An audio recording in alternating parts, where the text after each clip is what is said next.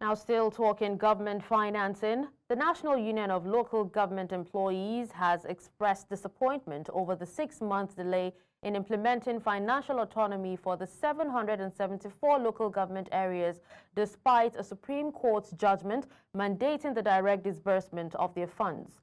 The court's July 11, 2024 ruling declared the long-standing practice of state governors controlling local government funds unconstitutional and directed allocations to be paid directly into local government accounts.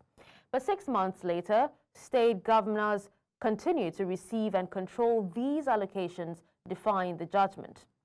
NULGE's national president, Hakeem Ambali, has decried the delay and called on President Bola Tinubu to urgently enforce the directive.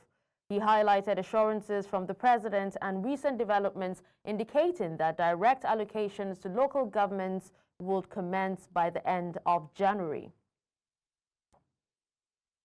Now let's quickly bring in a lawyer, Evans Ufeli from Atlanta in the U.S., to help us make sense of the delay in the execution of the Supreme Court judgment. Thank you so much for joining us, Evans, on the news.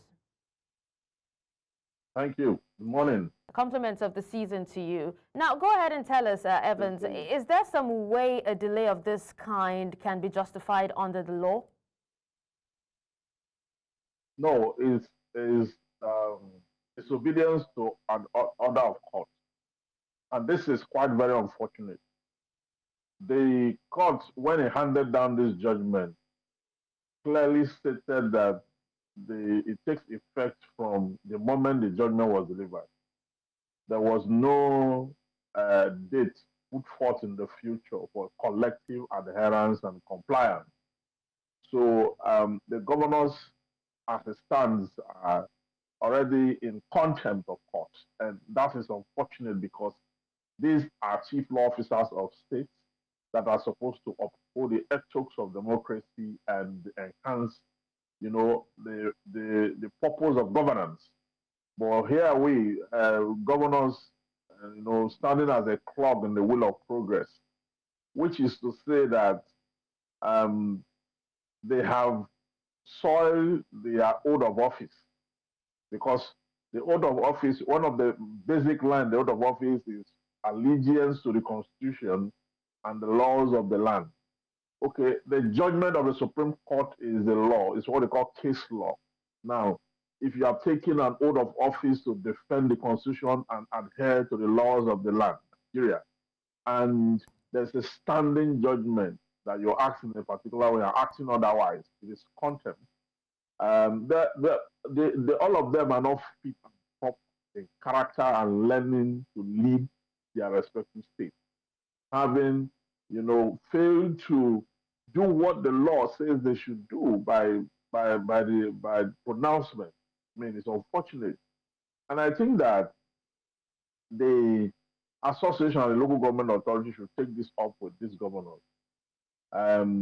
They can be immune for now, but when they leave office, they can all be prosecuted, by contempt for this act of defiance that they brought upon themselves and their respective states.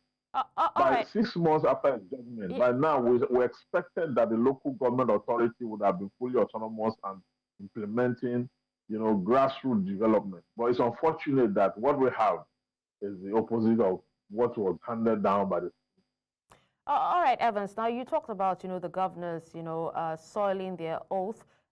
What do you make of a political solution over and above the judgment of the Supreme Court? Is that also part of the nation-building process? Just asking. There's no political solution. The solution is the judgment of the court. That is what they must adhere to. They must adhere to that. That is, in fact, that is the solution to the problem of a lack of development at the local government level. Okay. So whatever, any other thing that they need to be punished first for the 6 months they have been in defiance, they have been in contempt. That once their tenure expires, I mean, if I didn't think we have state house of assembly, we don't have legislature at the state level. This is what we call gross misconduct. Gross misconduct under the Constitution is impeachable. It's an impeachable offense. So having not complied with law, this respective governor ought to be impeached by now, and the deputy governors of the state should have taken over. Okay, that is how to deal with administration and society. You know, they are all guilty of this. So the political solution, if you want me to speak to it, is that the State House of Assembly, if they have the balls, which they ought to do, they should commence impeachment proceedings against the respective governors that have failed to adhere to the order of a competent court in Nigeria. And they should also be punished further for becoming the clog in the wheel of progress at the grassroots. Because now the grassroots, look at how the grassroots, the people at the grassroots are living. They are the ones being stampeded when they go collect palliatives, are the ones dying because of hunger and all that. But this problem would have been taken care of, by the local government if they had their resources directly to them by the dictates of the law and the judgment of the Supreme Court. So the implication of this is that these governors are, acting at cross purpose with their original mandate to help the government at the center to rescue the grassroots. All right, now speaking of original mandates, Evans, in your estimation, do you think that the local governments will receive a lump sum to cover the moratorium? And also, are you even confident that the governors will indeed let go of them financially with the way things are going? Yeah, the local government chairmen themselves, okay, many of them are also timid because they were also, brought in there by the governor. So many of them are timid. I know there was time we were discussing this, and I said, many of these local government chairmen, if this money comes directly to them, many of them will take it back to the government because they are timid and they are not able to be a man of themselves, of their own, because the governor of this state contributed largely to making them. That is the kind of politics we play in this country. We play politics of, politics of give me, I give you. Then the people can go to hell. Okay? The people can go to hell. That kind of politics does not lead to any kind of development. Okay? It's a policy that is self-centered and self-serving. So the people can as well just go to hell. Let the ones who have grabbed power. Okay. Let them keep mismanaging the resources and the rest of that. That's only what I get it, and it's wrong. All right.